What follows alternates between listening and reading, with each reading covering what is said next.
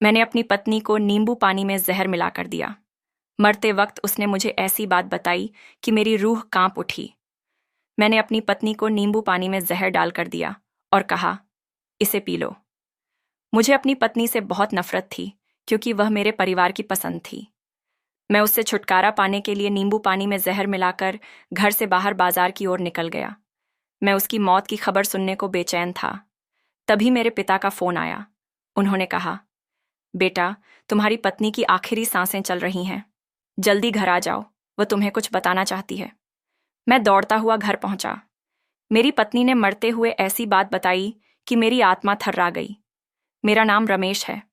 मैं मुंबई में नौकरी करता था और शादी के लिए कंपनी से छुट्टी लेकर गांव आया था। मेरी शादी को 1 महीना हुआ था, लेकिन यह 1 महीना मुझे 100 साल जैसा लग रहा था। मुझे इस शादी से कोई खुशी नहीं थी। हर पल मुझे घुटन महसूस होती थी। इस तकलीफ से निकलने के लिए मैं सुबह सुबह मुंबई वापस जाने की तैयारी में था। मेरे पिता ने अपने मरते हुए दोस्त से वादा किया था कि वह उनकी बेटी को अपने घर की बहू बनाएंगे। उन्होंने यह वादा पूरा किया और उनकी बेटी से मेरी शादी कर दी। मेरी पत्नी मुझसे 4 साल बड़ी थी और दिखने में सांवली और साधारण थी। उसका नाम सुमन था। मैं गुस्से में घर से निकलने लगा तो सुमन मेरे सामने हाथ जोड़कर बोली, इतनी जल्दी मत जाइए। मुझे उसका चेहरा देखना भी पसंद नहीं था। उसका बोलना मुझे जहर जैसा लगता था। मैं चाहता था कि वह मेरी आंखों से दूर हो जाए ताकि उसका चेहरा न देखना पड़े, लेकिन यह संभव नहीं था क्योंकि वह मेरे घर की बहू बन चुकी थी।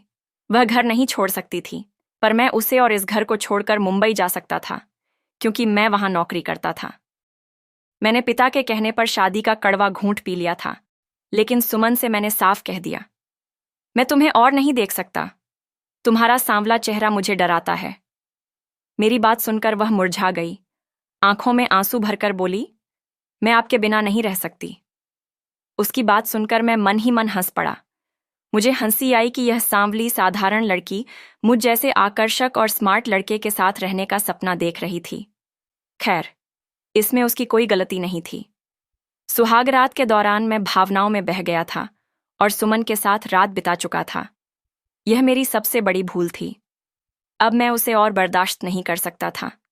जब माता पिता को पता चला कि मैं मुंबई वापस जा रहा हूं, वे मुझे समझाने आए।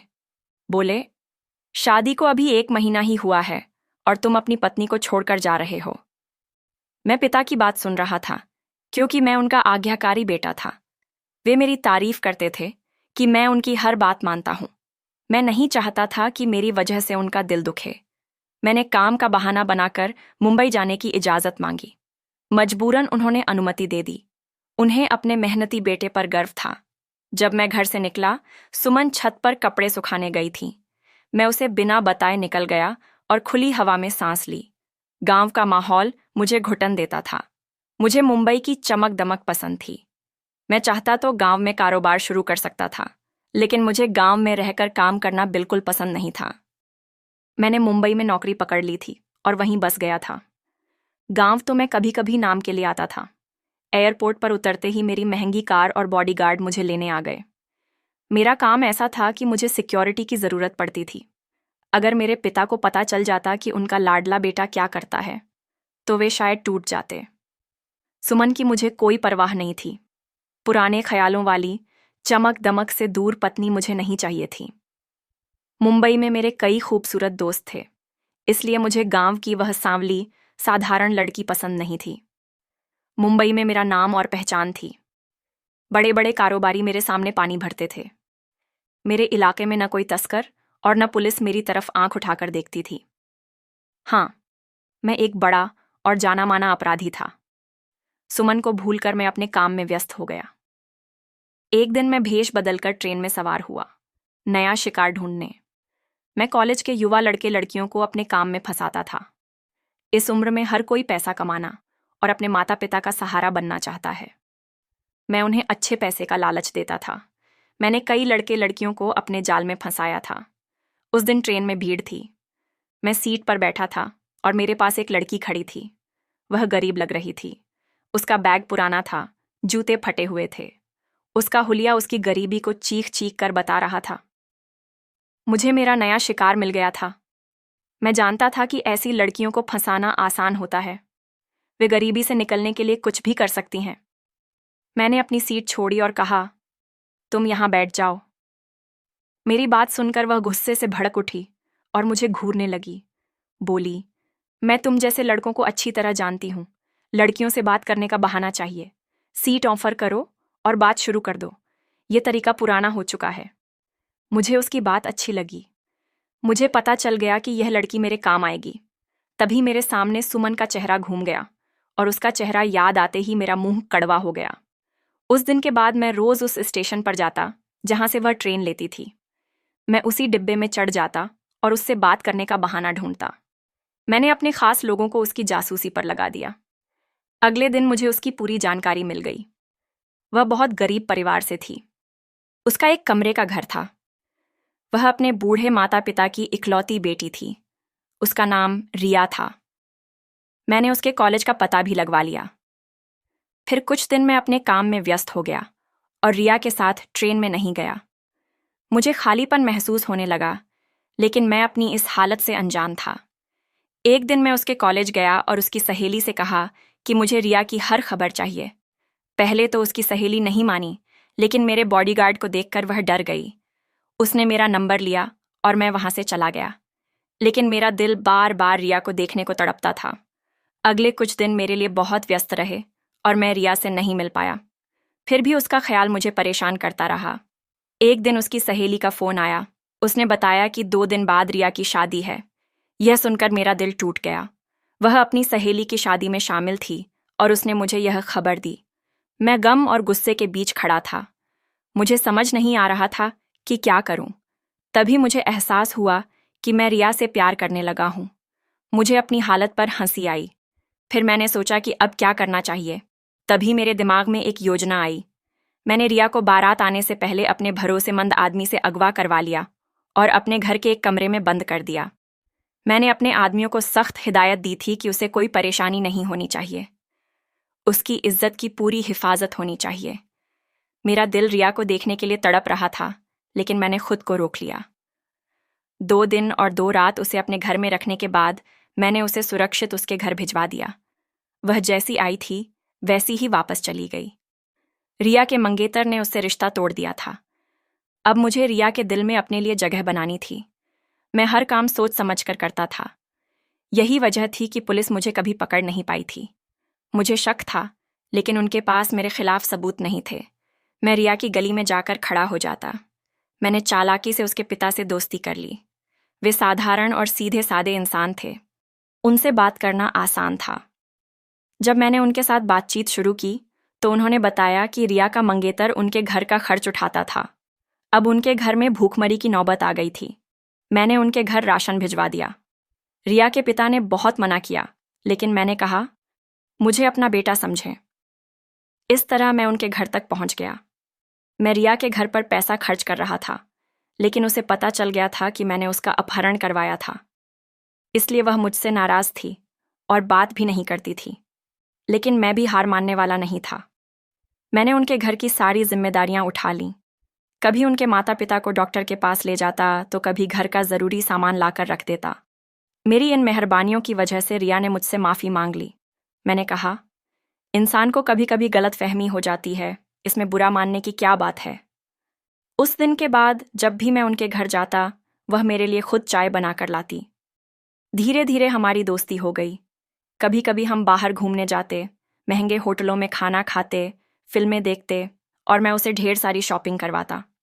महंगे कपड़े, ज्वेलरी और सैंडल्स दिलवाता। मुझे ऐसा करने में कोई अफसोस नहीं था, क्योंकि इससे मेरे दिल को सुकून मिलता था। रिया की सुंदरता का मैं दीवाना हो गया था। मेरे दिए हुए कपड़े और ज्वेलरी से वह और भी खूबसूरत लगने लगी थी। रिया का झुकाव भी मेरी ओर था। मैंने छुपे शब्दों में उससे अपने प्यार का इजहार कर दिया था। वह दिन मेरी जिंदगी का सबसे खूबसूरत दिन था, जब मैंने रिया के पिता से उसका हाथ मांगा। उनके पिता को इस रिश्ते से कोई आपत्ति नहीं थी, बल्कि वे खुशी से पागल हो गए थे। रिया ने भी हाँ कर दी थी, लेकिन न जाने कहां से उन्हें मेरी पहली शादी की खबर मिल गई। मैंने उसे सुमन के बारे में कभी नहीं बताया था। यह जानकर रिया सारा दिन रोती रही। उसके आंसू देखकर मेरा दिल टूट रहा था। मैंने उसे समझाया कि सुमन हमारे रास्ते में कभी नहीं आएगी, क्योंकि मैं उसे देखना भी पसंद नहीं करता। वह साधारण सी लड़की है, गांव में रहेगी और हम मुंबई में। लेकिन रिया नहीं मानी। उसने शर्त रखी कि जब तक मैं सुमन को तलाक नहीं दूंगा, वह मुझसे शादी नहीं करेगी। मैंने कहा कि मैं सुमन को नहीं छोड़ सकता, क्योंकि मेरे माता पिता टूट जाएंगे। तब रिया ने कहा, फिर ऐसा करो कि वह खुद घर छोड़कर चली जाए। मुझे उसकी बात पसंद आई। मजबूरन मुझे मुंबई छोड़कर गांव वापस जाना पड़ा।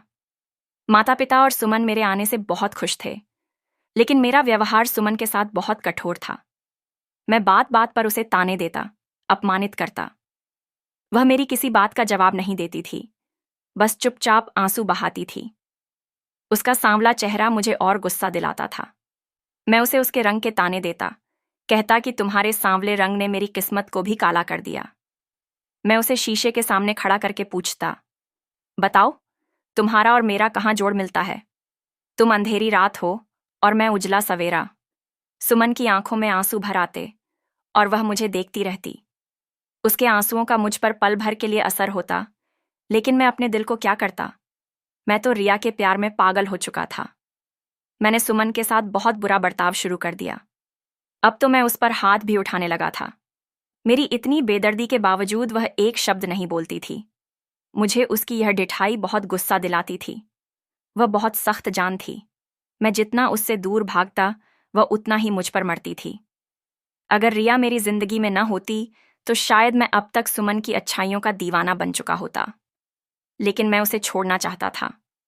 उसकी ये हरकतें मुझे और गुस्सा दिलाती थीं। मैं जल्द से जल्द रिया के पास जाना चाहता था। उसका खूबसूरत चेहरा मुझे याद आता था। गांव आए हुए मुझे 2 महीने हो गए थे और इससे मेरे कारोबार पर बुरा असर पड़ रहा था। मैं रिया से फोन पर लगातार संपर्क में था। मैं उसे समझाता कि थोड़ा सब्र कर ले और सारी परिस्थितियां बताता रहता। मैंने उसे बताया कि सुमन किसी भी तरह मुझसे रिश्ता नहीं तोड़ेगी। वह मेरी मारपीट भी सहती रहती है। तब रिया ने मुझे एक ऐसा सुझाव दिया जिसे सुनकर मेरा दिल दहल गया। उसने कहा, तुम अपनी पत्नी को जहर दे दो। एक पल के लिए मेरा दिल डूब गया, लेकिन मेरे पास और कोई रास्ता नहीं था। मैंने कहा, ठीक है, जल्द ही तुम्हें खुशखबरी दूंगा। यह कहकर मैंने फोन रख दिया। अगली सुबह जब मैं सोकर उठा, तो सुमन बिस्तर पर नहीं थी। मैंने उसे घर में ढूंढा, लेकिन वह कहीं नहीं मिली। फिर मैं छत पर गया तो वह वहां बैठी थी। उसकी आंखों से आंसू बह रहे थे। मैंने उससे प्यार से बात की और पूछा, क्या हुआ सुमन? मेरे पूछने पर वह हल्का सा मुस्कुराई, लेकिन कुछ नहीं बोली। मैंने कहा, मैं बहुत बुरा हूं ना? मैंने अपनी बातों में बनावटी प्यार भरा था। मेरी इस बात पर वह तड़प गई और बोली, नहीं, बुरा तो मैं हूं। मैंने आपकी जिंदगी नर्क बना दी। आपको देखकर मेरा दिल दुखता है। आप जैसे स्मार्ट लड़के को मुझ जैसी साधारण पत्नी मिली। उसकी बातें मुझे मेरी नीचता का एहसास दिला रही थीं। लेकिन कहते हैं ना, जिसकी सूरत साधारण होती है, उसका दिल साफ होता है। सुमन का दिल बहुत साफ था। मैंने उसके आंसू पोंछे और कहा, ये सब छोड़ो, आज गर्मी बहुत है, कुछ ठंडा पिएंगे? उसने नींबू पानी का नाम लिया। मैंने मुस्कुराकर कहा, ठीक है, कल सुबह ला दूंगा। एक पल को मेरा दिल चाहा कि समय यहीं रुक जाए और मुझे इस मासूम लड़की की जान न लेनी पड़े। लेकिन फिर रिया का चेहरा मेरी आंखों के सामने आ गया। मैं उसके बिना नहीं रह सकता था। उसे पाने के लिए मुझे यह कदम उठाना ही था। कुछ देर सुमन के पास बैठने के बाद मैंने कहा, चलो नीचे चलें, नींद आ रही है। हम दोनों अपने कमरे में जाकर सो गए। अगली सुबह मैं बाजार गया और नींबू पानी की सामग्री ले आया। रास्ते में मैंने उसमें जहर मिला दिया। ऐसा करते वक्त मेरे हाथ पैर कांप रहे थे। मैं पसीने से तर हो गया था। उस दिन शैतान मुझ पर पूरी तरह हावी हो चुका था। मैं घर की ओर चल दिया। घर पहुंचकर मैंने बनावटी प्यार दिखाते हुए नींबू पानी सुमन के सामने रखा और कहा, इसे पी लो। उसने मेरे सामने ही वह नींबू पानी पी लिया। जब मुझे यकीन हो गया कि इतना जहर उसे मार देगा, मैं उठ खड़ा हुआ। मेरा सामान पहले से पैक था। मैंने सुमन को अलविदा कहा और खुशी खुशी मुंबई के लिए निकल पड़ा। मैं बहुत राहत महसूस कर रहा था कि मेरी खुशियों के रास्ते का सबसे बड़ा कांटा अब हट जाएगा। लेकिन जैसे जैसे मैं मुंबई की ओर बढ़ रहा था, मेरा दिल बैठा जा रहा था। मैंने रिया को अपने आने की खबर नहीं दी थी। मैं उसे सरप्राइज देना चाहता था। मैंने उसे जो फ्लैट खरीद कर दिया था, उसकी चाबी मेरे पास थी। मैं चुपके से फ्लैट में दाखिल हुआ, लेकिन वहां सन्नाटा था। तभी मैंने रिया को एक कमरे से निकलते देखा। वह बहुत खूबसूरत लग रही थी। उसके हाथ में मिठाई की ट्रे थी। मुझे देखकर वह बोली, आज हमारे रास्ते का कांटा हट गया। आज बहुत खुशी का दिन है, ये मिठाई खाओ। उसकी खुशी देखकर मैं बौखला गया। जब से मैंने उसे बताया था कि मैंने नींबू पानी में जहर मिला दिया है, वह खुशियां मना रही थीं। उसने कहा, मेरी तरफ से मुंह मीठा करो। मुझे मिठाई देखकर अजीब सा महसूस हुआ, लेकिन उसके बार बार कहने पर मैंने एक टुकड़ा खा लिया। वह मुस्कुराते हुए कमरे में चली गई। जब वह देर तक नहीं लौटी तो मैं उस कमरे की ओर गया। दरवाजे से झांक कर देखा तो मेरे पैरों तले जमीन खिसक गई। कमरे में किसी लड़के की आवाज आ रही थी। रिया उससे कह रही थी, रोहन जी, आप चिंता ना करें, मैंने रमेश का पक्का इंतजाम कर दिया। मिठाई में जहर डालकर उसे खिला दिया। उसने समझा था कि मुझे नहीं पता कि मेरा अपहरणकर्ता कौन था। मैं तो सिर्फ आपसे प्यार करती हूं और हमेशा करती रहूंगी। उसकी बातें सुनकर मेरे पास वहां खड़े होने की हिम्मत नहीं बची। मैं चुपके से वहां से निकल आया। तभी मेरे घर से फोन आया। पिता ने कहा, बेटा, तुम्हारी पत्नी की आखिरी सांसें चल रही हैं, वह तुम्हें बुला रही है। मेरे पैरों तले जमीन खिसक गई। मुझे अपनी गलती का एहसास हो गया था। मुझे भी जहर दे दिया गया था। मेरी हालत खराब हो रही थी, लेकिन मुझे अब अपनी परवाह नहीं थी। मैं जल्दी से गांव पहुंचा। सुमन के चेहरे पर मौत का साया मंडरा रहा था। मुझे देखते ही उसने मुस्कुराकर देखा। उसकी मुस्कान देखकर मेरी रूह कांप उठी। अचानक वह मेरे पैर पकड़कर बोली, मुझे माफ कर दो। मैं घबरा गया और पूछा, क्या हुआ सुमन? उसने रोते हुए कहा, मैंने तुम्हारी अलमारी तलाशी थी। मुझे तुम्हारे गलत कामों के सारे सबूत मिल गए। मैं उसकी बात सुनकर स्तब्ध रह गया। मेरे हाथ पैर कांपने लगे। जहर असर कर रहा था, लेकिन मैं फिर भी उसकी बातें सुन रहा था। वह बोली, मैं सोच रही थी कि तुम्हारे खिलाफ कानूनी कार्रवाई करूं या नहीं। मैं तुम्हें इस दलदल से निकालना चाहती थी। इसके लिए मेरे पास एक ही रास्ता था कि तुम्हें पुलिस के हवाले कर दूं। मैंने आज ही तुम्हारे खिलाफ कार्रवाई की है। पुलिस किसी भी वक्त तुम्हें गिरफ्तार कर सकती है। उसकी कोई बात मुझे बुरी नहीं लग रही थी। इतना कहते ही सुमन जमीन पर गिर पड़ी। मैं उसे फौरन अस्पताल ले गया। उसकी हालत बहुत खराब थी। डॉक्टर ने 48 घंटे नाजुक बताए। मैं भगवान से उसकी जिंदगी की भीख मांग रहा था। तभी मैं भी बेहोश हो गया। जब होश आया तो मैंने सबसे पहले सुमन के बारे में पूछा। भगवान की कृपा से वह बच गई थी। मेरी तबीयत सुधरते ही पुलिस मुझे गिरफ्तार करके ले गई। मैंने अपना जुर्म कबूल कर लिया। जेल में मैंने दिन रात भगवान से अपने पापों की माफी मांगी। मुझे 15 साल की सजा हुई। सजा काटकर जब मैं घर लौट रहा था तो सोच रहा था कि क्या सुमन मुझे माफ करेगी। मैंने अपनी रिहाई की खबर किसी को नहीं दी थी। चुपके से घर पहुंचा और दरवाजे पर रुक गया। अंदर से सुमन की प्यारी आवाज आ रही थी। वह मेरी माँ से कह रही थी, माँ जी, आपका बेटा बहुत बहादुर है, उसे कभी कम न समझें। जब वह आएगा तो देखिएगा कितना नेक इंसान बनकर आएगा। वह रास्ते से भटक गया था, लेकिन अब हमारा भविष्य सुंदर होगा। मैं और बर्दाश्त नहीं कर सका। भागकर घर में घुसा और सुमन के कदमों में गिरकर अपने पापों की माफी मांगी। उसने मुझे उठाकर गले लगाया और माफ कर दिया। फिर मैं अपने माता पिता से लिपट गया और पिता से कहा, आज मैं अच्छा इंसान बना हूं तो सिर्फ आपकी वजह से, क्योंकि आपने मेरे लिए इतनी अच्छी हमसफर चुनी। अब सुमन की सांवली रंगत मुझे चांदनी सी लगती थी। बड़ों ने ठीक ही कहा है कि सूरत से ज्यादा सीरत मायने रखती है, और सुमन की सीरत बहुत खूबसूरत थी। मैंने उसे दिल से अपनाया और बड़ों के आशीर्वाद से मेरी जिंदगी खुशियों से भर गई। अब हमारी शादी को 20 साल हो गए हैं। हमारी 2 जुड़वां बेटियां हैं और मैं सुमन के साथ सुखी जीवन बिता रहा हूं।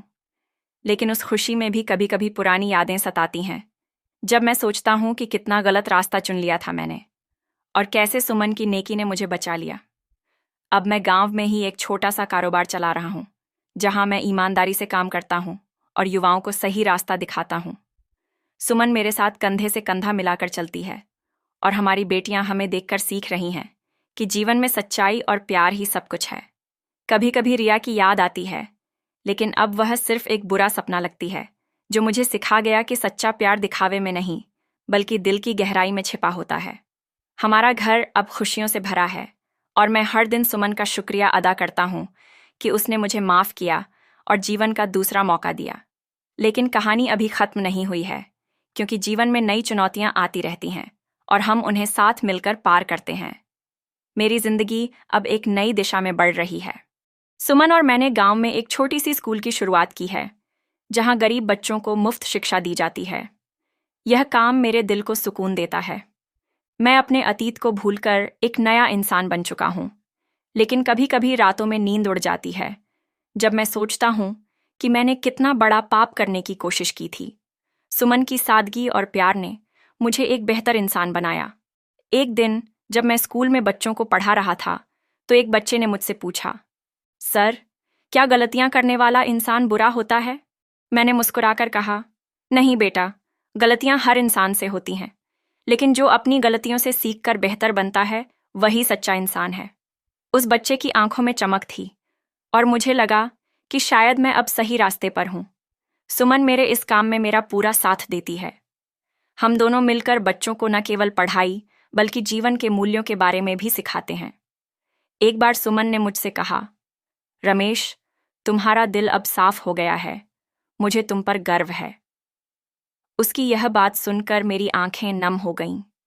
मैंने उसे गले लगाया और कहा, यह सब तुम्हारी वजह से है सुमन, तुमने मुझे नया जीवन दिया। हमारी बेटियां अब बड़ी हो रही हैं और वे भी हमारे स्कूल में बच्चों को पढ़ाने में मदद करती हैं। हमारा परिवार अब एक मिशन की तरह काम करता है, गांव के बच्चों को एक बेहतर भविष्य देने के लिए। लेकिन मेरे मन में एक डर हमेशा रहता है कि कहीं मेरा अतीत मेरे पीछे ना आ जाए। मैंने अपने सारे गुनाह कबूल कर लिए थे, लेकिन समाज का क्या? क्या वह मुझे पूरी तरह माफ करेगा? सुमन कहती है, जो बीत गया उसे भूल जाओ, अब तुम एक नेक इंसान हो। उसकी बातें मुझे हिम्मत देती हैं। मैंने अपने पुराने दोस्तों से सारे रिश्ते तोड़ दिए जो मेरे गलत कामों में साथी थे। अब मेरे दोस्त वे हैं जो मेरे इस नए रास्ते को समझते हैं। गांव के लोग अब मुझे इज्जत की नज़रों से देखते हैं, लेकिन मैं जानता हूं कि यह इज्जत सुमन की वजह से है। उसकी सादगी और नेकी ने मुझे समाज में एक नई पहचान दी। एक दिन जब मैं और सुमन गांव के मंदिर में गए, तो एक बुजुर्ग ने मुझसे कहा, बेटा, तुमने बहुत कुछ सहा है, लेकिन तुम्हारी पत्नी ने तुम्हें बचा लिया।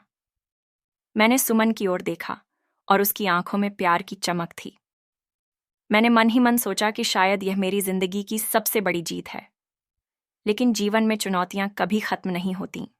एक दिन एक पुराने दुश्मन ने मुझे धमकी दी कि वह मेरा अतीत सबके सामने लाएगा। मैंने सुमन को यह बात बताई। उसने मेरे हाथ को थाम कर कहा, रमेश, जो सच है उसे छुपाने की जरूरत नहीं।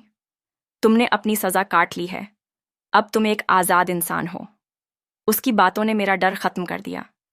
मैंने उस दुश्मन को साफ कह दिया, मेरा अतीत मेरा सबक है, मैं अब एक नया इंसान हूं। वह चुप रह गया। सुमन की हिम्मत और मेरे बदले हुए रवैये ने उसे हरा दिया। अब मैं हर सुबह एक नई उमंग के साथ उठता हूं। सुमन और मैं मिलकर गांव के लिए और काम करना चाहते हैं। हमारा सपना है कि हमारे गांव का हर बच्चा पढ़ लिख कर अपने पैरों पर खड़ा हो। यह सपना हमें हर दिन जोश देता है। लेकिन कहीं ना कहीं मेरे मन में एक सवाल हमेशा रहता है कि क्या मैं सचमुच अपने अतीत को पूरी तरह भुला पाऊंगा? सुमन कहती है, अतीत को भूलो रमेश, भविष्य हमारा है। मैं उसकी बात मानता हूं, लेकिन कभी कभी रातों में नींद नहीं आती। फिर भी सुमन की मुस्कान मेरे सारे डर मिटा देती है। हमारा स्कूल अब गांव का गौरव बन चुका है। बच्चे हमें मम्मी पापा कहकर बुलाते हैं। ये सुनकर सुमन की आंखें चमक उठती हैं। एक दिन जब हम स्कूल के खेल के मैदान में बच्चों के साथ थे, तो सुमन ने कहा, रमेश, यह हमारी असली खुशी है। मैंने उसका हाथ थामा और कहा, हाँ सुमन, यह तुम्हारी वजह से है।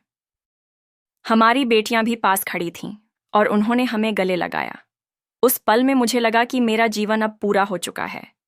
लेकिन जीवन का सफर कभी रुकता नहीं। एक नई चुनौती ने फिर दस्तक दी। गांव में एक नया स्कूल खुलने की खबर आई, जो हमारे स्कूल को टक्कर दे सकता था। मैंने सुमन से कहा, अब क्या करें? उसने मुस्कुराकर कहा, रमेश, हमारा मकसद पैसा नहीं, बच्चों का भविष्य है। अगर कोई और भी ऐसा करेगा तो यह गांव के लिए अच्छा ही होगा। उसकी बात सुनकर मैं हैरान रह गया। उसकी सोच ने मुझे फिर से सिखाया कि सच्चाई और नेकी ही असली ताकत है। हमने मिलकर उस नए स्कूल के मालिक से बात की और एक साझेदारी की पेशकश की। उन्होंने हमारी बात मान ली। अब हमारा स्कूल और बड़ा हो गया है। गांव के बच्चे अब और बेहतर शिक्षा पा रहे हैं। सुमन की इस सोच ने मुझे एक बार फिर सिखाया कि प्यार और सच्चाई से बड़ा कोई रास्ता नहीं। लेकिन मेरे मन में एक बात अभी भी खटकती है। क्या मेरा अतीत कभी मुझे पूरी तरह छोड़ देगा? सुमन कहती है, रमेश, तुम अब एक नया इंसान हो। अतीत को भूल जाओ। मैं उसकी बात मानने की कोशिश करता हूं, लेकिन रातों में कभी कभी पुरानी यादें सताती हैं। फिर भी सुमन का साथ मुझे हर डर से निकाल लेता है। हमारा स्कूल अब गांव का सबसे बड़ा गौरव है। बच्चे हमें देखकर मुस्कुराते हैं और हमारी बेटियां हमारे इस मिशन में पूरी तरह साथ हैं। एक दिन जब हम स्कूल के एक समारोह में थे, तो एक बच्चे ने मुझसे कहा, सर, आप जैसे इंसान बनना चाहता हूं। मैंने सुमन की ओर देखा और उसकी आंखों में गर्व की चमक थी। मैंने उस बच्चे से कहा, बेटा, बस सच्चाई के रास्ते पर चलो। यही असली जिंदगी है। सुमन ने मेरा हाथ थामा और कहा, रमेश, तुमने यह कर दिखाया। उस पल में मुझे लगा कि शायद अब मेरा अतीत सचमुच पीछे छूट गया है। लेकिन जीवन का सफर अनिश्चित है। एक नई चुनौती हमारा इंतजार कर रही थी। गांव में एक नया नेता आया जो हमारे स्कूल को अपने कब्जे में लेना चाहता था। मैंने सुमन से कहा, अब क्या होगा? उसने मुस्कुराकर कहा, रमेश, हम सच्चाई के साथ हैं। कोई हमें हरा नहीं सकता। उसकी हिम्मत देखकर मेरा डर खत्म हो गया। हमने उस नेता से बात की और उसे समझाया कि हमारा मकसद सिर्फ बच्चों का भविष्य है। उसने हमारी बात मानी और हमारा साथ देने का वादा किया। अब हमारा स्कूल गांव का सबसे बड़ा प्रतीक बन चुका है। सुमन की नेकी और मेरी सच्चाई ने हमें एक नई पहचान दी। लेकिन मेरे मन में एक सवाल अभी भी बाकी है।